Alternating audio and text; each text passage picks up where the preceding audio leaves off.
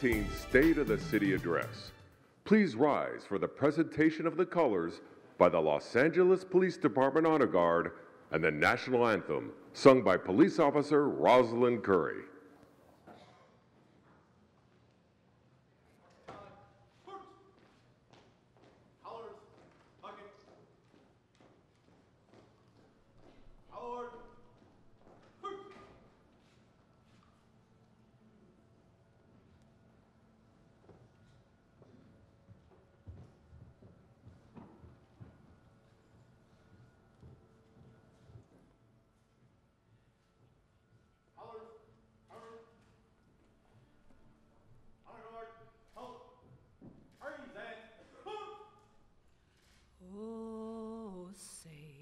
Can you see by the dawn's early light what so proudly we hailed at the twilight's last gleaming, whose broad stripes and bright stars through the perilous fight o'er the ramparts we watched were so gallantly streaming, and the rocket's red glare, the bombs bursting in air, gave proof through the night that our flag was still there.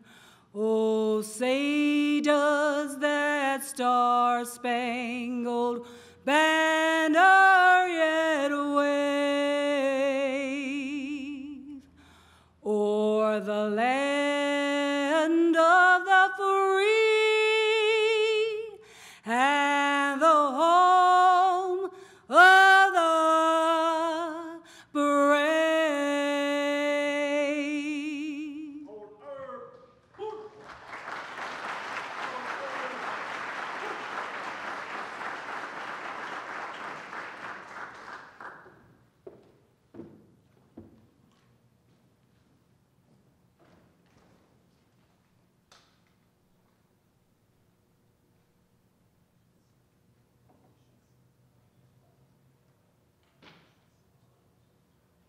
Remain standing for the invocation from Imam Jihad Safir.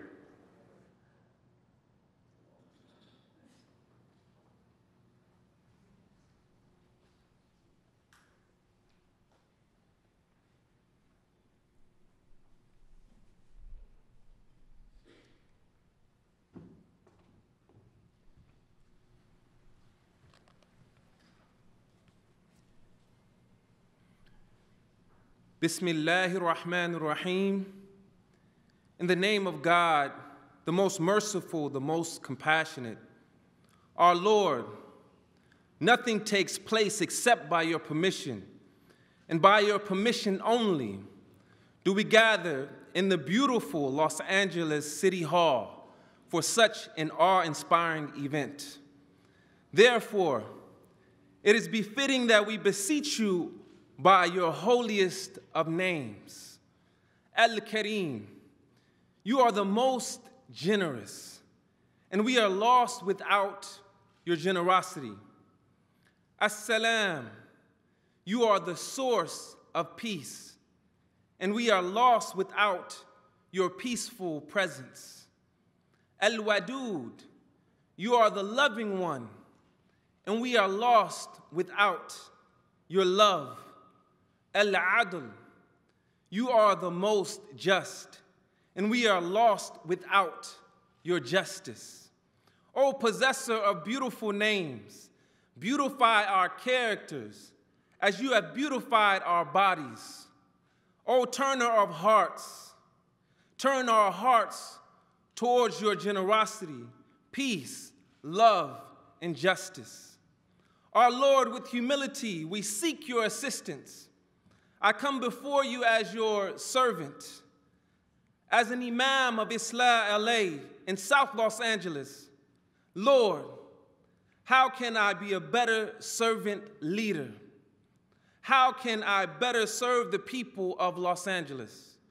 Oh God, fill our hearts with empathy. Oh God, fill our hearts with love. Oh God, fill our hearts with humility. Our Lord, bring your light to this administration. Guide this administration to their higher selves. Grant this administration hearts that love humanity. Grant this administration hearts that have the capacity to feel with the people. Grant this administration the courage to make amends when they fall into error. Los Angeles is inhabited by beautiful human beings, and we don't always agree, and we don't always worship you the same. Our Lord, bring our hearts together and make us see each other through the eyes of love and compassion. Make us a model city for other cities. Allow our mayor, Eric Garcetti, to build a legacy of love, compassion, and justice. Give our mayor the courage to stand up for what is right, even if he is standing alone. Our beautiful Creator, make space in our hearts for the marginalized. Make us be the voice for the voiceless. Allow us to stand with the homeless. Make us of those who build lives instead of destroy lives. And allow us to embrace and assist the returning citizen as he or she attempts to re-enter society. Allow us to welcome our brothers and sisters from all around the world. Exalted is your Lord, the Lord of might, above what they describe, and peace be upon the messengers, and praise belongs to God, the Lord of the worlds. Amen. Los Angeles, you are a beautiful people. There is no place like Los Angeles. Let's get to work and make this the best city in the world. Thank you.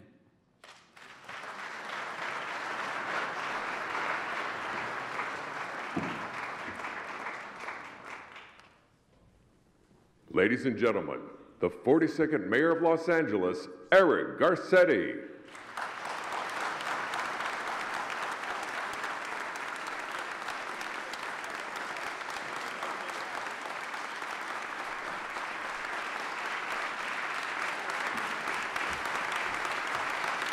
Thank you. Thank you. Thank you, please. Please be seated. Council President Wesson, my fellow elected officials and esteemed members of the City Council, the members of the clergy, local leaders, members of the Consular Corps, my family, and especially my wife, Amy, who is homesick in bed, our First Lady. I hope you feel better, sweetie. And thank you for all that you do for our city. It is good to be back in these chambers. To everyone gathered here, and to the 4 million people who call Los Angeles home, it is my honor to be before you again today. Each year, this is a moment of reflection and of commitment to see how far we have come and to chart our way forward in City Hall and everywhere in this city that we call home. 4 years ago, we first came together at Exposition Park to discuss the state of our city. And there I laid out a vision for my first term in office. It was time to get back to basics. Time for City Hall to focus on the things that really matter to you as Angelenos. To make sure your hard work is met with opportunity. To make sure your block feels safe. To make sure that City Hall does our job every single day to make our city great. Since that first gathering, we have come together every year. In Northridge, near our harbor, and now here in City Council chambers. Each time to discuss our progress, to discuss our challenges, and to hold ourselves accountable.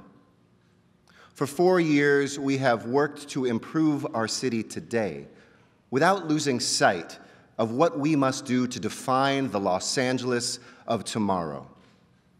Together, we have delivered more than I ever could have imagined. We raised our minimum wage to $15 an hour. We cut our business tax and slashed our unemployment rate in half. We've paved more roads than at any time in our history, started fixing sidewalks again, and picked up more trash than ever before. We opened up the Broad Museum downtown, landed the Lucas Museum in South LA, the single largest civic gift in history. And not just one, but two NFL teams came home. We topped off the tallest building west of the Mississippi, and we are in the finals to bring the Olympics back home to America.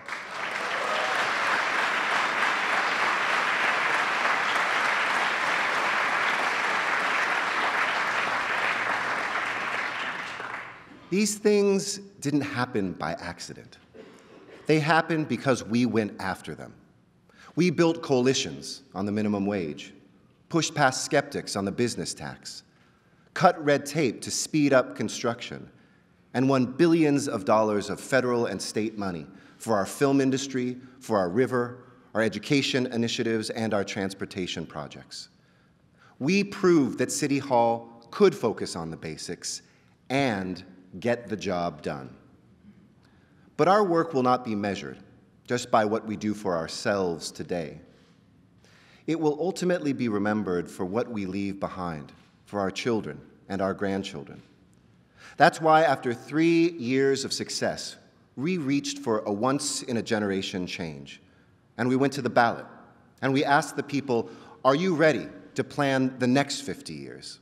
Are you ready to invest your own resources to meet our most pressing challenges? And you said yes.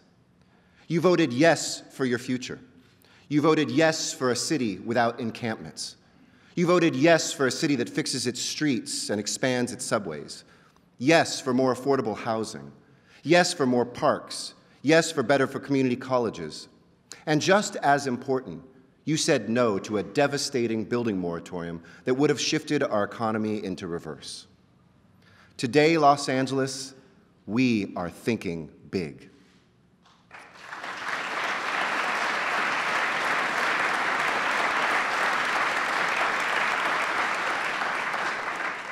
And these recent elections are a testament to the trust that we have built between the people and City Hall. You told us what you wanted, and together we delivered. But these votes weren't just about what we want. They were about who we are. They're not just about what we aspire to, but what we believe in. That this city needs to work for everyone in every community. So, what is the state of our city today? The state of our city is undeniably strong. Record jobs, record investment, record construction, record visitors, record trade, record IPOs, returning industries, nation-leading infrastructure programs, and world-leading innovations. All of these things together are ushering in a transformational decade for our city. But the state of our city isn't just about economic successes. Our strength comes from the values that we hold and the progress that we embody. At a moment like this, the work that we're doing here in Los Angeles is especially urgent. At a moment when the national conversation is anxious and divided, when our infrastructure is crumbling and the future feels uncertain, when Washington seems broken, this is a moment that calls for Los Angeles to lead, to be a model of moral leadership and of bold action. When others try to pull us apart, we pull together.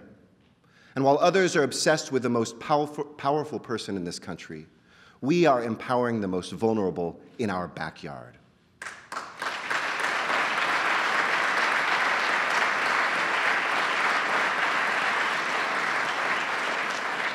While paralysis and division embody politics in too many places, we do the hard work of building coalitions, planning for the future, and getting the job done. LA today is a vision of what America is reaching for tomorrow. What we've always yearned for, an inclusive society with an effective government. And there's nowhere I'd rather be, and no place I love more. This is our home, our paradise. As a close friend of mine says, but an imperfect paradise. And we all share the same heartbreaks, the same frustrations and pain. When you can't make it home in time to have dinner with your family because the freeway was too jammed. When we see our neighbors sleeping in tents under freeway overpasses. When our children are scared to go to school because they wonder if their parents will be deported while they're at math class. Too many people feel paralyzed by the challenges before them. I refuse to be paralyzed. In fact, every day I wake up more hopeful and more determined than the day before. Why? Because this is a place where people not only believe in a better future, we're creating it. And today I ask you to take that optimism, to tap into it, because this year our job is not simply to reflect the people's will, we're here to accelerate it. In the last year, we campaigned for historic investments, and we won. Now armed with the people of Los Angeles behind us and new resources to propel us, it is our time to deliver historic change, and we're starting on our streets. I remember a time growing up here when homelessness was mostly concentrated in Skid Row. Today, there are people without shelter in just about every neighborhood. As mayor, there is no issue I spend more time on because I believe that homelessness is the moral issue of our time. I'm outraged when there are Angelenos who can't escape the cold rain, horrified when somebody who has worn our nation's uniform is begging for change on the corner. I recently talked to a friend who told me that her children have grown up seeing the tents all around town, and they just think it's a normal part of Los Angeles. And I worry that my 5-year-old daughter, she won't know any different either. We can't accept that. We won't accept that.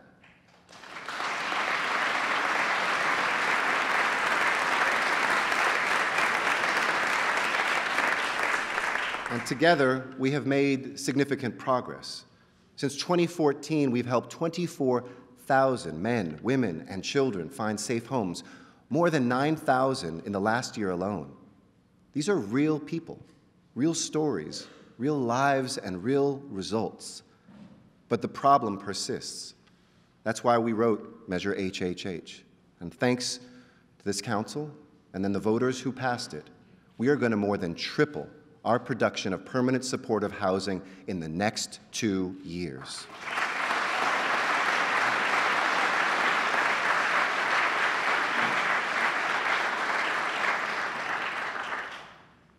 But we can't just build floors and walls. We have to rebuild lives.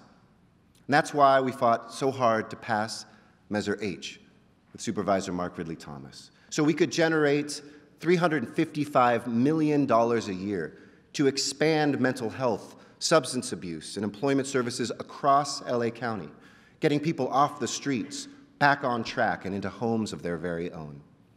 And this morning, I'm proud to announce that the budget that I'm presenting to the City Council dedicates more than $176 million to house the unsheltered, connect them with services, and keep our communities safe and clean.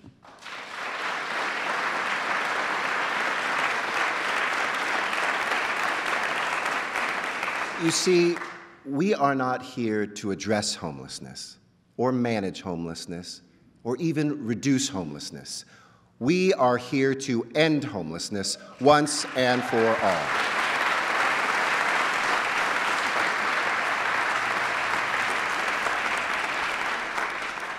But we all know that our housing crisis isn't limited to people living on our streets. In fact, anyone who writes a check at the beginning of the month knows that the rent in this city is just too high. Too many people are being priced out, even kicked out. More than 430,000 low-income families in Los Angeles are worried about keeping a roof over their head. They spend more than half of their income on rent, or they live in severely overcrowded, second-rate housing. Families like the Islam family know that struggle. Imli Islam works full-time as a teacher in Koreatown, preparing the next generation of Angelenos for success. Her husband, Nasrul, also works for LAUSD at an elementary school cafeteria in Silver Lake. They were raising their 3 children in a cramped 1-bedroom apartment in the center of the city.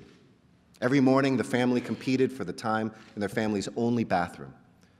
For 3 years, Imli and Nasrul scoured the city for a better option, but came up empty-handed, until they found Selma Community Housing, a project that the city helped fund in partnership with LAUSD, which I was proud to work on as council member. Steve Zimmer, Mitch O'Farrell, and I were there when Selma opened up 66 affordable housing units in the heart of Hollywood last year.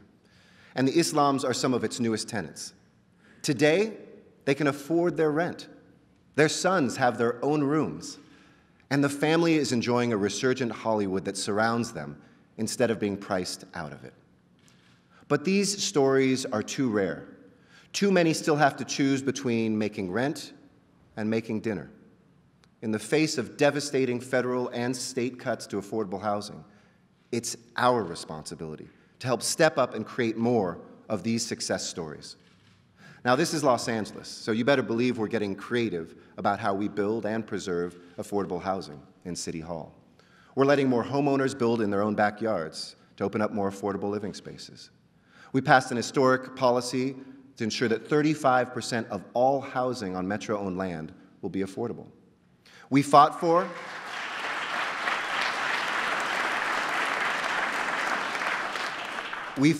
and we won our fair share of state cap-and-trade dollars to build hundreds of new units. We're making it easier to build by cutting red tape to put affordable housing projects at the front of the line. And last year, we strengthened our rent stabilization ordinance to protect Angelenos from illegal rent increases and evictions.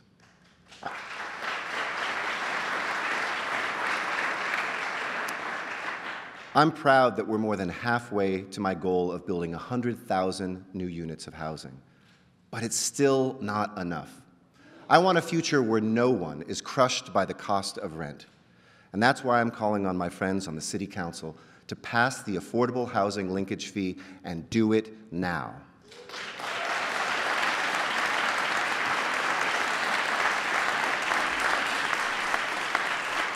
Council members have joined with me to support this because they know what this will mean for our city. The linkage fee that we have proposed before us will raise $100 million a year, leveraging another $300 million for affordable housing.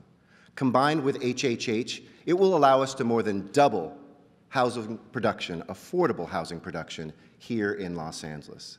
I know, my friends, we can do this together.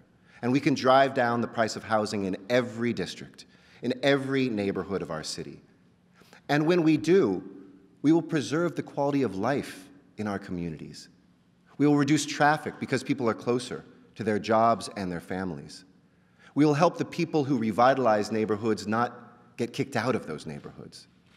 But this isn't just the right thing to do for our people. It's the right thing to do for our economy. Businesses and unions understand that jobs need a place to sleep at night. People are moving here. That's the good news. We have more jobs today than at any time in our history because of our work. And we've helped over 186,000 new businesses open up over the last 4 years alone. But if we don't have affordable housing in Los Angeles, companies will find more affordable cities to bring those jobs to. Our city's future demands that we do this, and we're seeing the reasons unfold right before our eyes.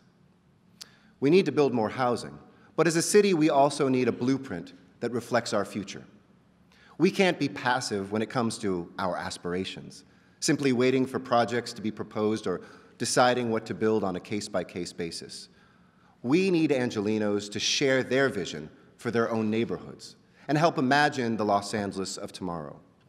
That's why it's so important to me that we reform how development gets done in LA. I'm going to make sure that we update every single one of our 35 community plans in the next 6 years.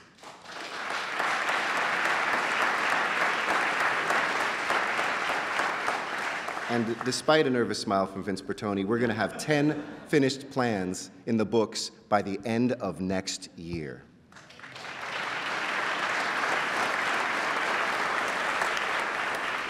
We will accelerate our general plan update, that master document that shapes traffic and green space and housing, so much more for our city. And these updates won't just be written by anonymous bureaucrats in back rooms. They will be written by and with the residents of Los Angeles in hundreds of public meetings and workshops, so that the plans reflect the wishes of the people who live there. And as we open up that process to the people, we have to ensure that no doors are closed off to them either. That's why I banned all private conversations between developers and our city planning commissioners on the projects that they review.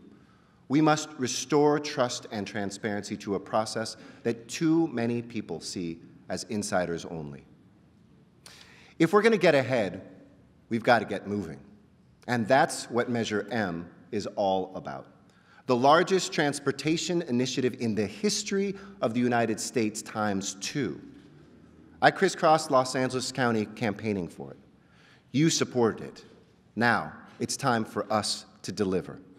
And I want people to feel the impact of Measure M right away. I want you to see rail and bus service open sooner, a north-south line in the valley, a train that will go through the Sepulveda Pass, improvements to the Orange Line, a purple line that pushes to Westwood and beyond, rail that finally links to LAX, and upgraded transit up and down the Vermont corridor. But I also want you to see more streets being fixed. So my budget invests $35 million new dollars to fix our very worst streets. This means a smoother ride, fewer broken axles, and we are going to prioritize the most dangerous streets first so that we can save lives. This year, my budget will increase funding for Vision Zero from $3 million to nearly $17 million, including the launch of a public awareness campaign to get distracted drivers focused on the road.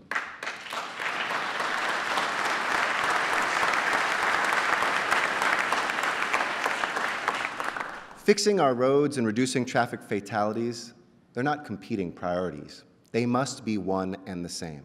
You deserve a safer, faster commute, and I'm going to help deliver it. Whether it's an Expo Line extension, where we doubled peak hour trains, or our Blue Line, where we're investing more than $1 billion to make that experience feel brand new, even though that line opened up 25 years ago. Our new public safety contract with Metro puts 150 of our very own LAPD officers on our trains, on our buses, and at Metro stations, keeping riders safer and expanding officer patrols across our city day and night. And we're not going to stop. Because good transportation isn't just about infrastructure, it's about people. Is it easy to transfer? Are you comfortable during your commute? Can you get online? Did you make it to work on time? And that's why on July 1st, when I return as chair of the Metro Board, I'm going to start a committee to improve the rider experience. And Councilmember Mike Bonin will head it up. So if your bus is late, don't call me, please call Mike. But I will be involved with him because Mike and Paul Krikorian and I and Jackie DuPont Walker, your representatives on the Metro Board, believe that going Metro shouldn't be a burden. It should be a convenience. These are big plans, Los Angeles. Plans that reflect our very best ideals and our highest aspirations. But in Los Angeles, we don't just plan for the best. We prepare for the worst. 2 years ago, we together passed the most sweeping seismic retrofit legislation in all of America. Because imagine all of this work, all that we have built and love, gone in an instant. Not on our watch. Our retrofits are well underway, and when the big one hits, they will save the lives and homes of 500,000 Angelenos. This year, we're going to build on that work. By the end of 2018, we will deploy an earthquake early warning system to every corner of this city, in schools, at businesses, even on your smartphone. It will give you a head start when an earthquake is coming, precious seconds that save lives. This same technology can help us stop trains in their tracks, bring elevators to a halt, even trigger backup generators so you don't get stuck in the dark. Now, earthquakes come quickly, but sometimes natural disasters don't happen in an instant. They come after decades of inaction. That's why in Los Angeles, we are leading the fight against climate change. We're not deterred by what we're hearing out of Washington. And let me be crystal clear. If the White House pulls out of the Paris Climate Accords, we're going to adopt them right here in Los Angeles.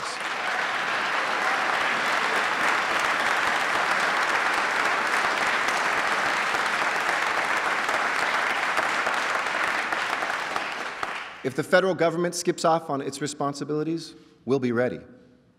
I founded Climate Mayors, a coalition of 85 cities and growing, who will join us on taking on climate change locally, and in doing so, take it on nationally.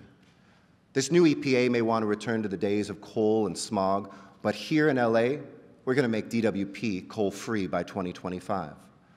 Washington may not care about polluting rivers and streams, but we're going to continue cleaning our waterways and restoring our beautiful Los Angeles River to its natural habitat.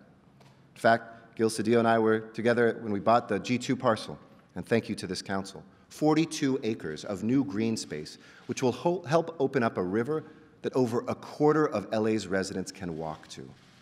And next week, we will reopen the Los Angeles State Historic Park along the land that first brought water to a thirsty pueblo more than 2 centuries ago.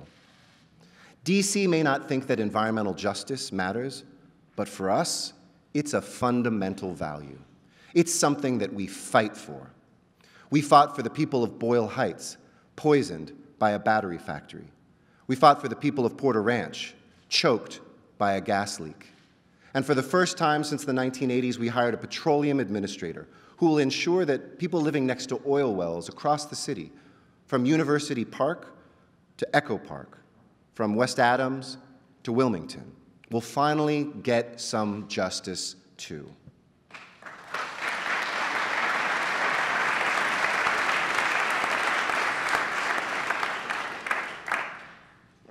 From cleaning up our communities to planning for the future, we're not just focused on LA's physical development, we're focused on human development too.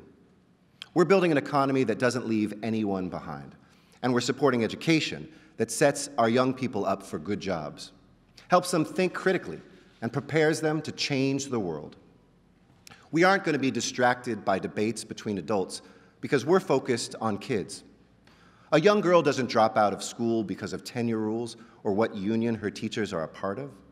She drops out because of violence on her street or in her home, because of the poverty in her neighborhood, or because no one exposed her to engineering to spark her imagination, encouraged her to throw on a soccer jersey or pick up a paintbrush, because no one showed up at her door when she was just a few credits short of graduating because she had to work to support her family. And when that toxic brew boils over and that young girl gives up on school, she did not fail us.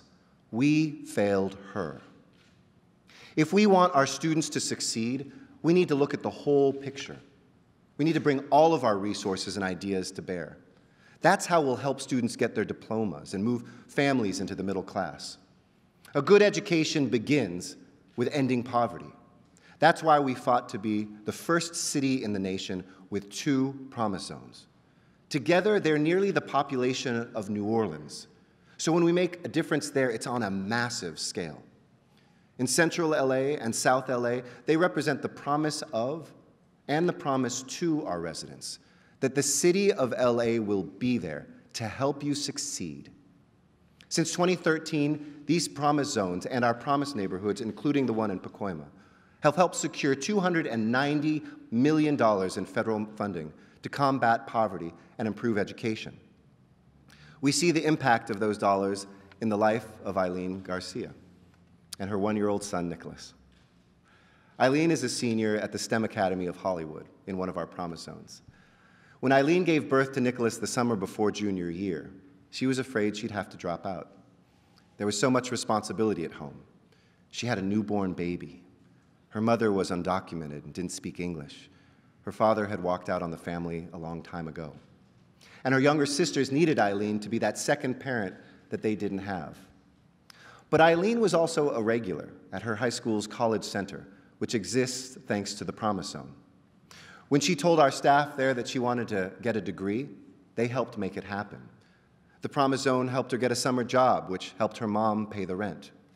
Our college center counselors helped her work on her college essays and get her applications in on time. Eileen, who's here with us, she put it best. I refuse to be a statistic. And guess what? Not only did Eileen stay in school, not only is she graduating, this fall, Eileen Garcia will be an incoming freshman at UCLA.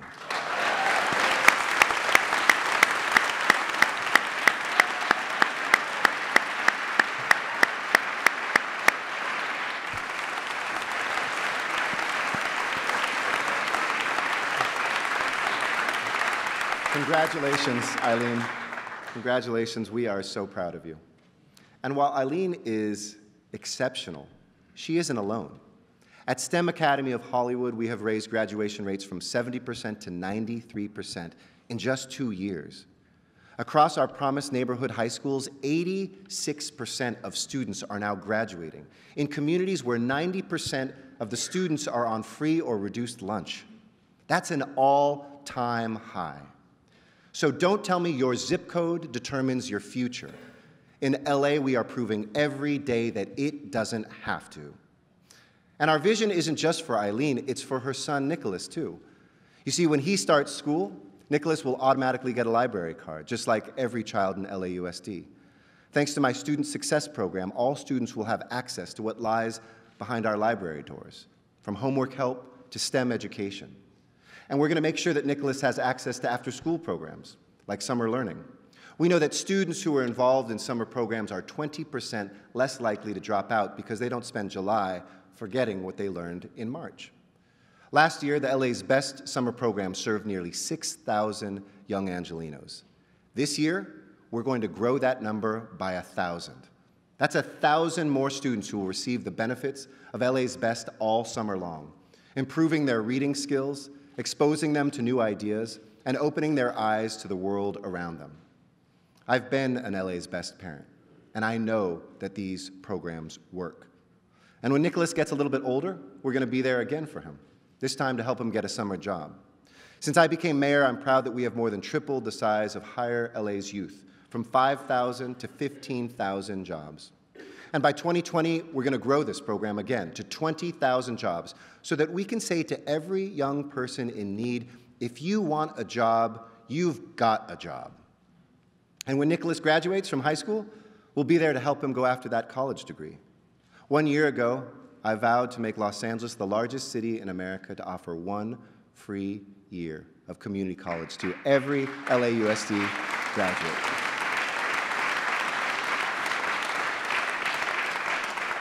My friends from the Community College Board, a lot of people doubted that we could do it.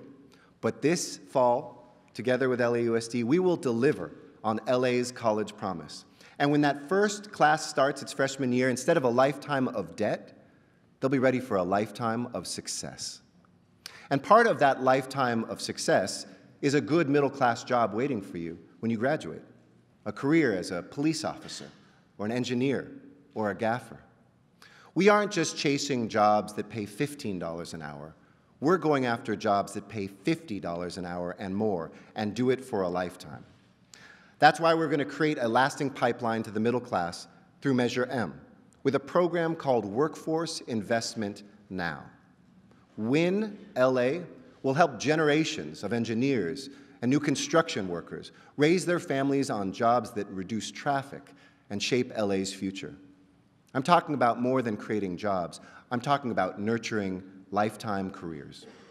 That's also what we're going to do with Pledge to Patrol, a new initiative that we're announcing this morning to hire young Angelenos to work for the LAPD while they get their college degree. Thousands of young people in this city join cadet and other programs that help them prepare for a life of service in law enforcement. And when young people show an interest in joining our force, we don't want to lose them to other careers. So Pledge to Patrol builds a bridge from the classroom to the roll call room, because we want to see more LAPD officers who grew up in the very same communities that they will serve.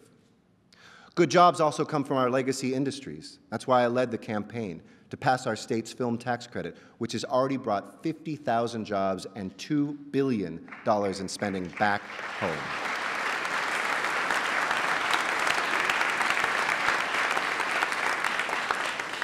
Now, it's no surprise that people here want to bring their production. We have the best talent, we have the best weather, the best infrastructure in the world. It's one of the reasons that Netflix just announced that they're bringing $6 billion in production to Los Angeles at their new headquarters in Hollywood. They're going to invest in our creativity and in our workforce, filming America's strongest export right here. Hollywood is coming home, but the industry is also changing. Today, it's easier than ever for filmmakers to produce and distribute content. They work with smaller crews, less equipment, and they're able to produce more in one day than your traditional television and film shoots. But too many permits and too much bureaucracy threaten to chase that new production to other places. And I'm not about to let runaway production go digital. This morning, I am proud to announce that Los Angeles will be the first city in the nation to pilot a program that cuts permitting costs by up to 2/3 for small and web-based filmmakers. Because we have to make sure that tomorrow's Hollywood stays here in Hollywood.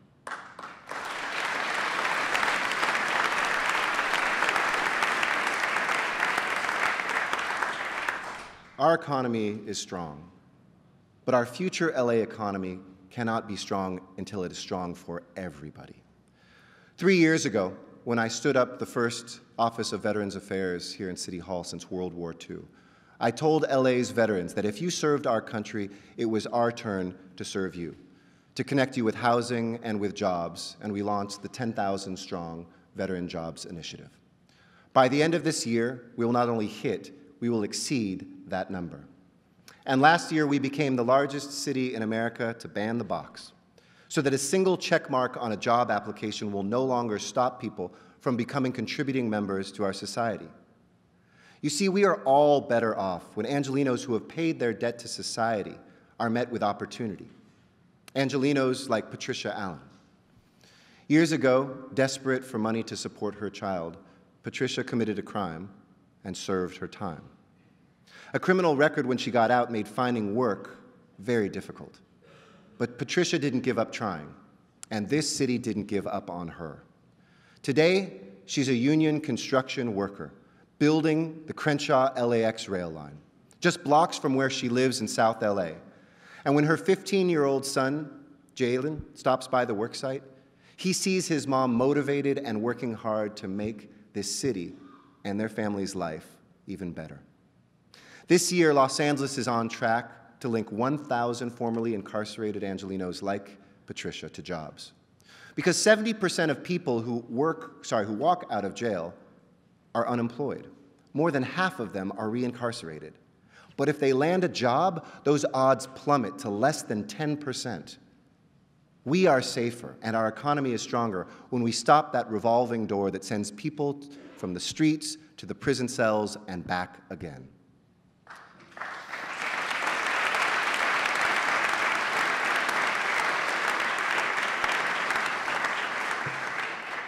My friends, this is our shared work of making sure that Los Angeles is a more prosperous, safer, and cleaner city. Since the recession, we have restored core services that were gutted, put more cops on the streets to combat crime, and made City Hall more responsive and transparent. In the last 4 years, we've made unprecedented progress. The budget I'm presenting to City Council today is not only balanced, it preserves those critical investments and pushes them further. For the third year running, we'll repair and repave a record number of streets. We're going to spend $31 million to fix cracked sidewalks, more than ever before. And we're going to get graffiti off our walls. During my time as on the council, my UNTAG program helped me cut in my district graffiti by over 80%. And the main reason for that success? We got that paint off the walls fast. That's why I'm funding in this budget a program to clear 90% of graffiti requests in a day. And we aren't just cleaning up graffiti, we're going to clean up the streets as well. Since 2013, we've added 2,500 new trash cans to the streets of LA. This year, we'll add another 1,250. But this budget also includes people, new teams to clean every one of our dirtiest streets. Thanks to our nationally recognized Clean Streets program, we now know the cleanliness of each of the 7,300 miles of LA's public streets and alleyways. That means we can target our resources to the right blocks, and each resident can hold us accountable. This budget funds another important priority: more humane animal shelters, because Los Angeles is a city that cares. I see this when I go to our animal shelters, where a family is adopting a kitten, or a little boy is meeting his new best friend. Today, I am so proud to announce that in 2017, Los Angeles will become the largest no-kill city in the nation.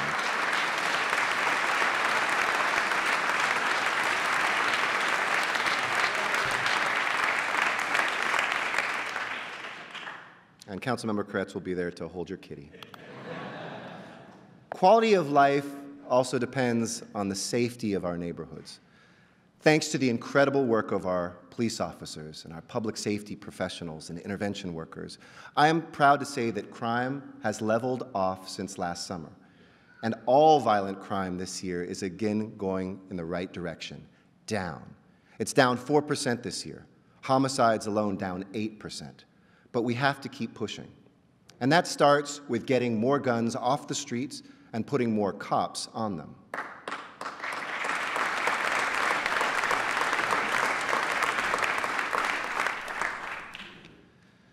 This past weekend, a 3-year-old girl was a victim of a shooting.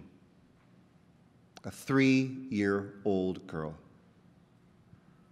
She was in my office yesterday, and I saw where a bullet hit her in the neck and passed through her without hitting an artery. That's a miracle. But we can't rely on miracles when our children's lives are at stake. After hearing about this shooting, I held my own daughter a little longer and a little more tightly the next morning when I woke her up. I'm sure a lot of parents in this city did. But no matter how hard we try to protect our children, this kind of irrational violence is still happening. And we cannot tolerate it. We will not tolerate it. We need guns off our streets, and we need them gone now. And that's why I've set a new goal: to rid our communities of 20,000 guns in the next 5 years.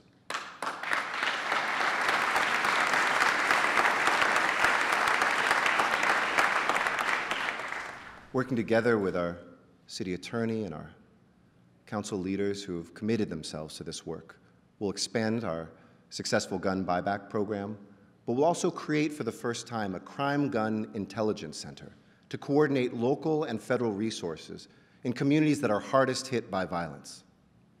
And we also know we need more officers out on the beat. My budget this past year brought more than 300 civilians into the LAPD so that we could get more officers out from behind desks and into our communities. Keeping our neighborhoods safe also means investing in programs that work, which is why I expanded our gang reduction and youth development work to more neighborhoods and added prevention and intervention workers to every one of the 23 grid zones across our city. A new study shows that this approach works. Grid workers prevented 185 gang-related violent crimes, including homicides, in 2 years. Because of their commitment and their dedication, there are literally men and women on the streets of this city, graduating from high school and college, who would not be there, tucking a child into bed, volunteering in their communities, Angelenos who otherwise wouldn't be with us today. It's another reason that we're going to be growing our community safety partnership. Marquise Harris-Dawson and I were there to announce a few weeks ago that this national model that works so well in CD15 and other places keeps police officers in the same place for 5 years. Because it makes a difference when young people in the neighborhood know the names of the cops that are on their streets. And then those cops become coaches and get involved with local organizations and churches. Because when we build trust between our police department and our people, everyone feels safer. Especially immigrant Angelenos who might be feeling pretty anxious right now. And that's why I want you all to hear once again loud and clear: the LAPD will never act as a federal immigration force.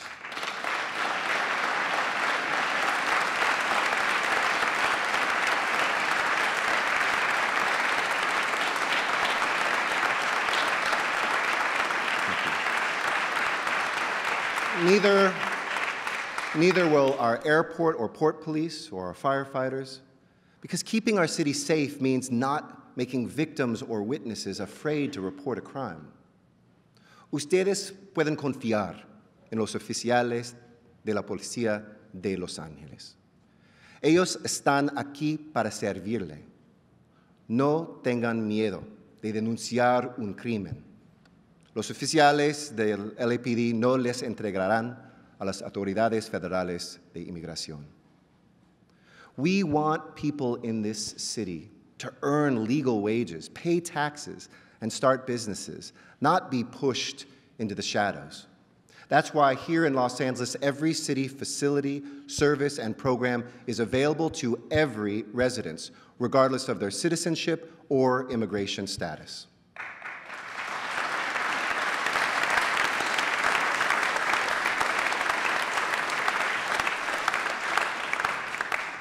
That's why I helped launch the $10 million LA Justice Fund, because no dreamer or family that dreams should face that kind of threat without someone in their corner. Not in Los Angeles, not as long as we are here.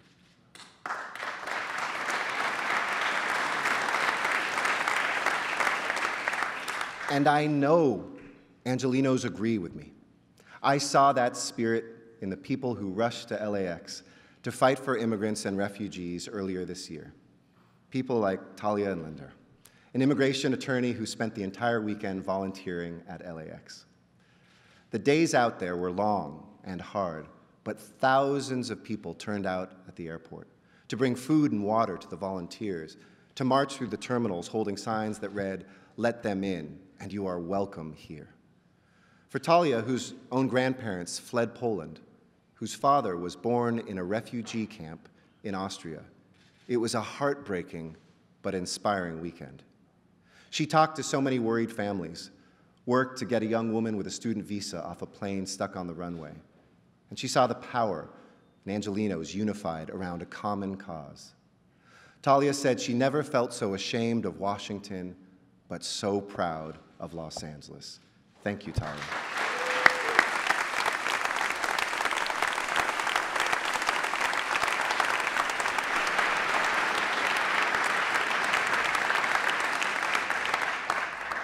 You see, Talia and Patricia and Eileen and the Islam family, they're the face of Los Angeles. Sure, we have movie stars and aerospace engineers. I'm proud of it. But most Angelenos are teachers and factory workers, firefighters and nurses, everyday people helping our families and our communities get better each day. I reject the idea that here in Los Angeles, we live in some isolated world on the coast, because I know our families struggle with the same things that people grapple with throughout the country. But caring for each other and then doing something about it, that's the heart and soul of Los Angeles.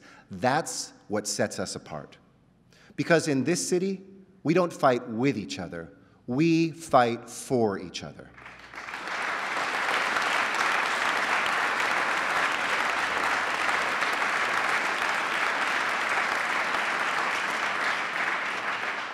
And that spirit, it doesn't come from City Hall. It may be reflected here, but only because it comes from all of you. A spirit that for generations has led Angelenos to shatter barriers that no one even knew existed. A spirit that led us to look beyond the sky and up to the heavens because we saw a new frontier. A spirit that harnessed nature itself to build this land. A spirit of generosity and compassion proven by small acts of kindness every day. A spirit reflected in people like Angel Espinosa, an outreach worker with Los Angeles Homeless Services Authority. Angel was once homeless himself. After years on the street, Angel decided to get treatment for his drug addiction and ended up at the New Image Shelter where he was connected to housing. Today, he's a single father, raising two sons, Elijah and Joshua. And when people ask his boys what their father does for a living, they say simply, he saves lives. Too often, homeless Angelenos tell me that they feel invisible, that people start to look past them until they're not even there. but not Angel. Angel sees everybody. I've done outreach with him a few times now, along our rivers and overpasses where we meet with our fellow Angelinos. And his approach is always the same. He crouches down to the ground to look folks right in the eye and ask them softly how we can help. They don't always accept his help right away.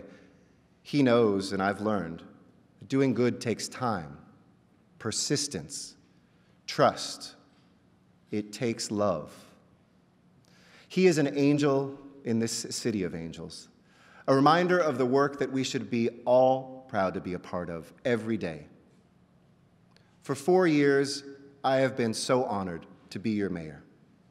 For 4 years, I have been honored to help lead our collective spirit in this city, to help lead our common aspirations, 4 million strong.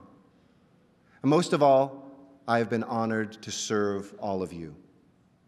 Because the state of our city is only as strong as the person who needs us most. And each morning, every day that I serve as your mayor, I wake up with this in mind, that we are here to lift up those who feel most vulnerable, that we are here to make life a little bit easier for those raising families, that we are here in this place where our mountains meet our sea to do the good that people like Angel teach us every day, to lead with love and patience and persistence and trust, and to do it together. So that next spring when we gather, we can report that the state of our city is even stronger, and it is stronger for everyone. God bless you, and God bless this city of angels. Thank you all so much.